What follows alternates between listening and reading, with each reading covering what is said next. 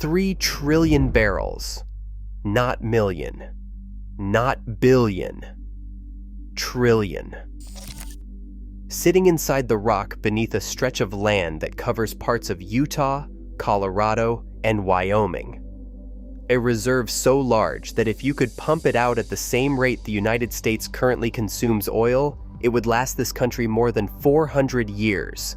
4 centuries of fuel, buried under mountains and high desert and cattle country that most Americans drive past without a second thought. To put that number against something familiar, Saudi Arabia, the nation that has controlled global oil markets for decades and brought the Western world to its knees in 1973, holds approximately 267 billion barrels of conventional crude. America is sitting on more than 11 times that amount. In one formation.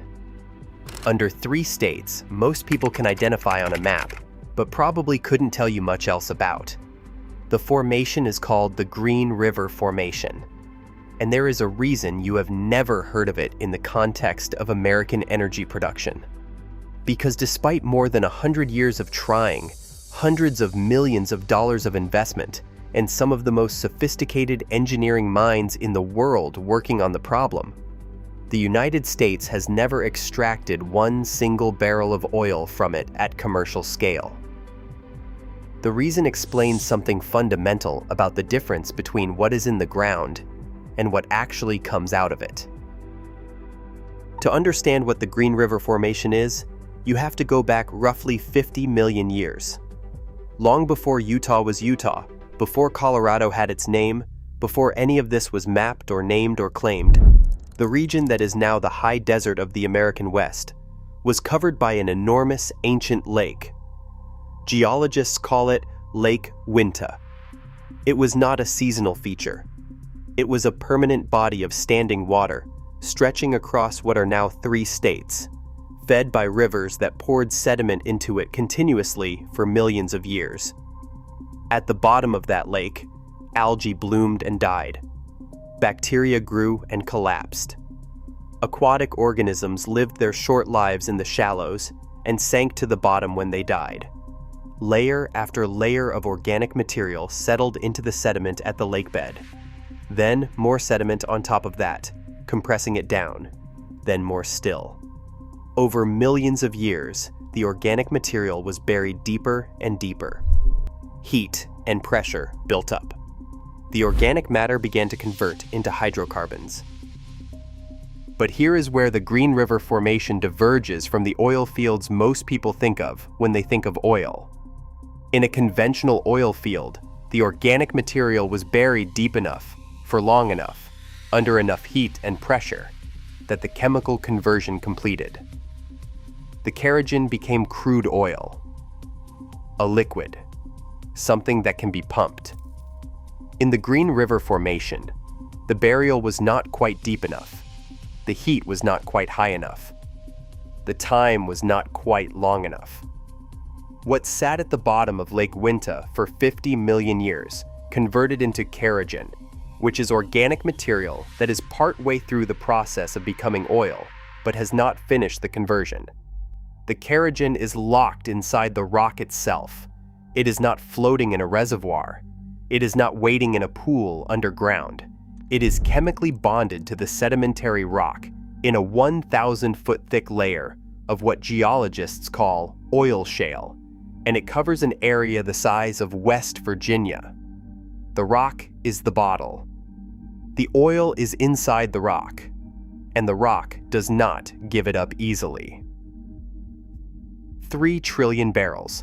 That figure comes from the U.S. Geological Survey, the federal agency responsible for mapping and assessing the nation's mineral resources. The USGS has conducted multiple assessments of the Green River Formation across the 3 major basins where the deposit sits. The Pisans Basin in western Colorado holds an estimated 1.53 trillion barrels in place. The Uinta Basin straddling the Utah-Colorado border holds 1.32 trillion barrels. The Greater Green River Basin in Wyoming holds 1.44 trillion barrels. Added together, the total in-place resource is approximately 4.285 trillion barrels. The commonly cited figure of 3 trillion barrels refers to the portion of that total that analysis suggests has the highest potential for development, depending on technology and economic conditions. To picture what 3 trillion barrels means in physical terms, the entire volume of oil the world has consumed since the first commercial oil well was drilled in Pennsylvania, in 1859 is estimated at roughly 1.3 trillion barrels. The Green River Formation holds more than twice what humanity has burned in over 160 years of the petroleum age. But the USGS is careful with its language for a reason. In-place resources are not the same as proven reserves. Proven reserves are oil you can actually get out of the ground with existing technology at current prices and turn a profit doing it. In-place resources are what is physically present in the rock. The gap between those two numbers is the entire story of the Green River Formation. The formation stretches across more than 16,000 square miles of some of the most spectacular and remote terrain in the American West. The Pisance Creek Basin in Colorado, the Uinta Basin along the Book Cliffs, the high rangelands of southwestern Wyoming. All of it federal land, mostly managed by the Bureau of Land Management. All of it containing rock that an independent geologist might look at and say, "There is oil in here." Getting it out is a different conversation entirely.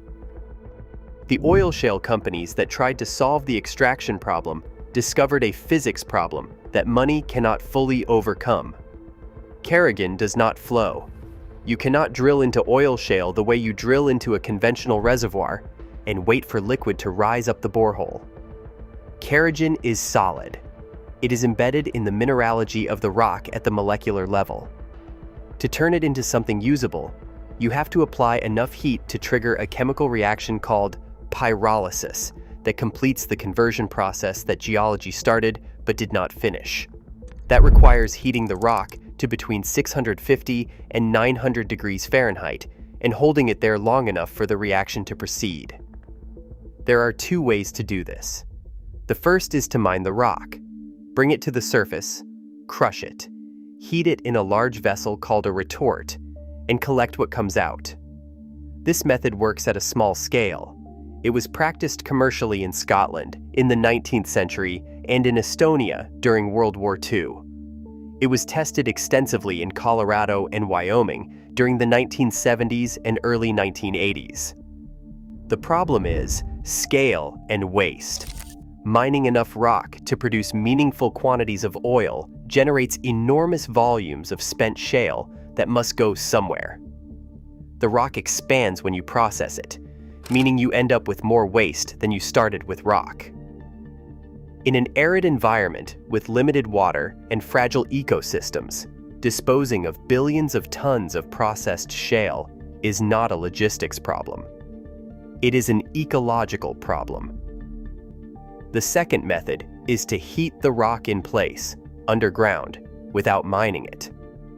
Companies drill heater wells, lower electrical heating elements into the formation, and slowly bring the surrounding rock up to pyrolysis temperature over a period of several years. The kerogen converts to oil and gas, which flow to collection wells and come to the surface as a product you can refine into fuel. This is what Shell Oil Company spent decades trying to make work in the Pisance Creek Basin of western Colorado.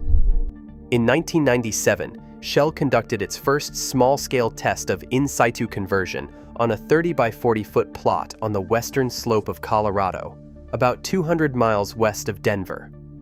The results were promising enough to continue. Over the next decade, Shell invested heavily in scaling up the technology.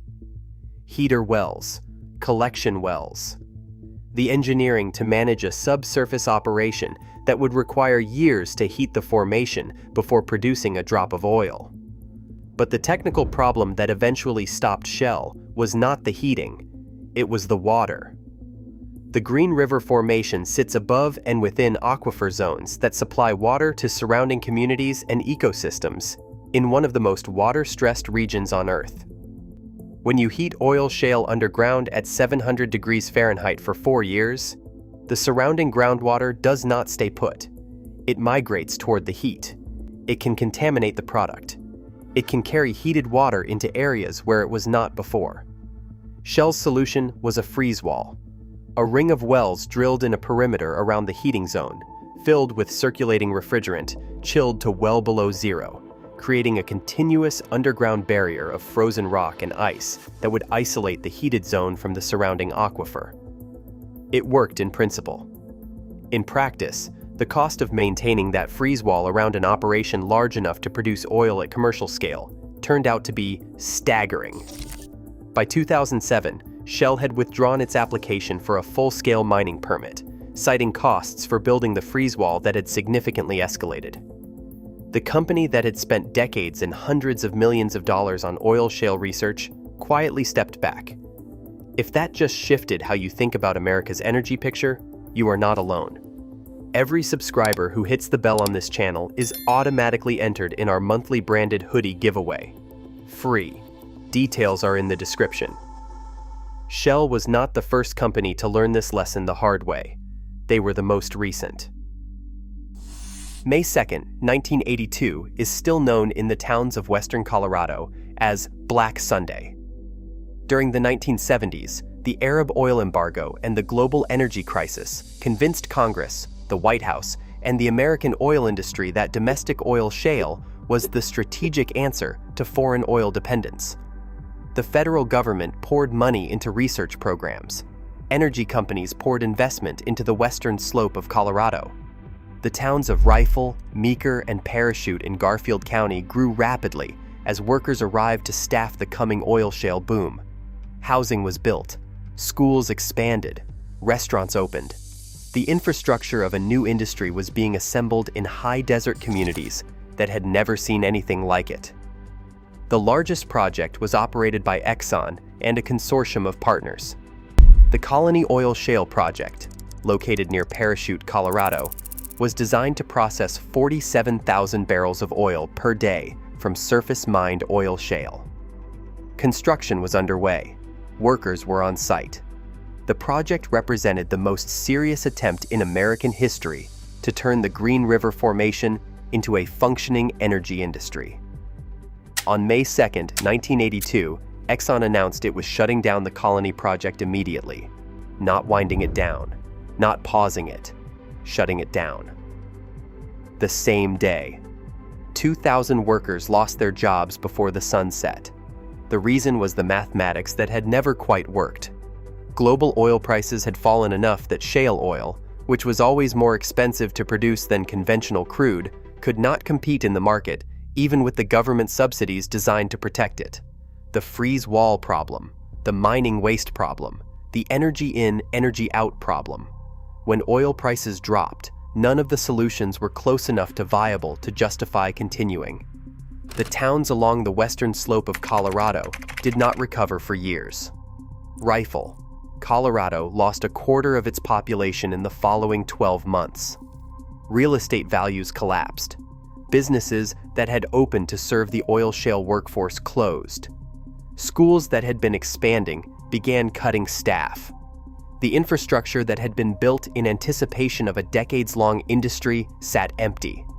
The boom that was supposed to transform the region into the energy capital of the American West vanished in a single announcement on a Sunday in May, leaving behind ghost town economics in communities that had bet everything on rock that would not cooperate.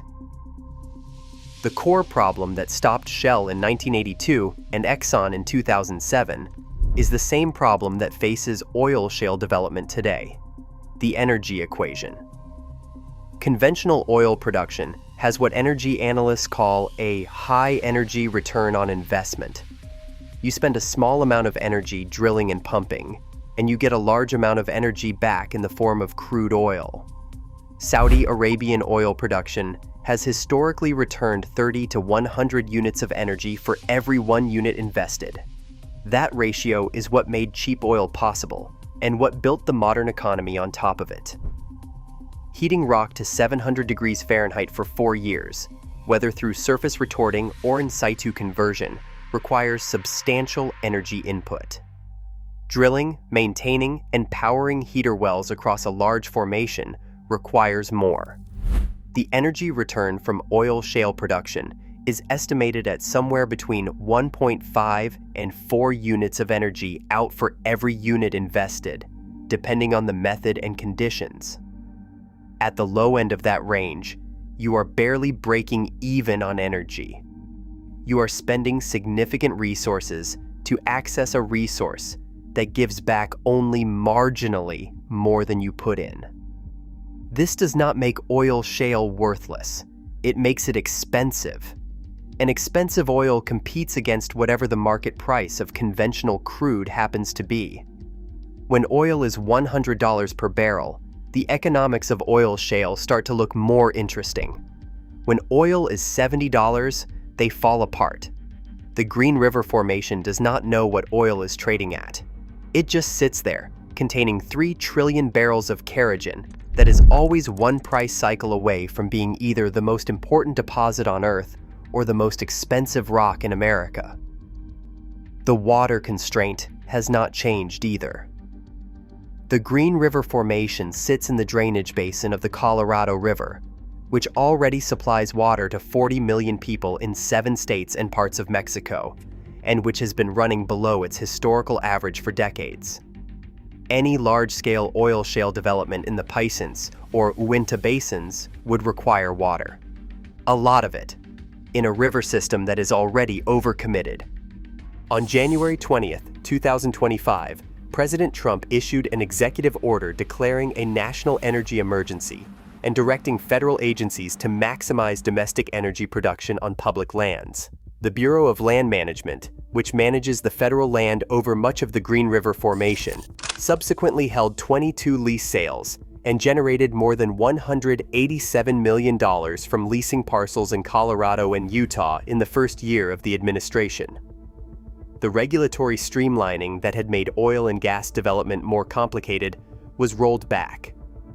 Environmental review requirements that had slowed leasing were reduced.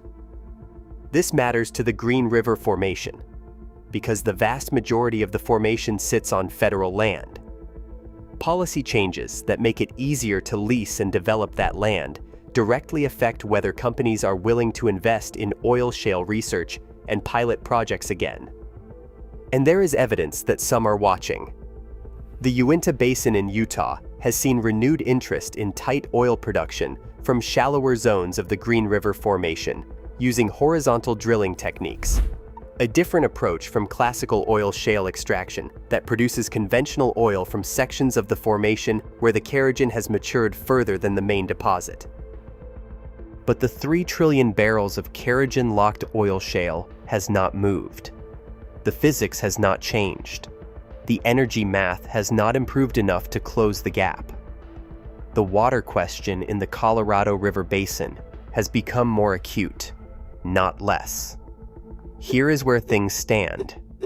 There is no commercial oil shale operation in the United States. There has never been one. Every company that has attempted it has either walked away or scaled back to research stage. The formation that contains more oil than any other deposit on Earth remains essentially untouched. If the energy picture in the coming years pushes oil prices high enough, long enough, and if in situ heating technology advances far enough to close the energy return gap, the Green River Formation becomes a different conversation. If prices stay where they are and the technology stays where it is, America will continue sitting on 3 trillion barrels of oil it cannot practically reach. If any of this raises questions about what your own preparedness looks like when the systems we take for granted run up against limits they cannot solve, grab the free Disaster Preparedness Toolkit in the description. Link is below. The oil is there. It has been there for 50 million years. It will be there in another 50 million if we never figure out how to get it out. The formation does not care either way. The question that has never been answered is not whether the resource exists.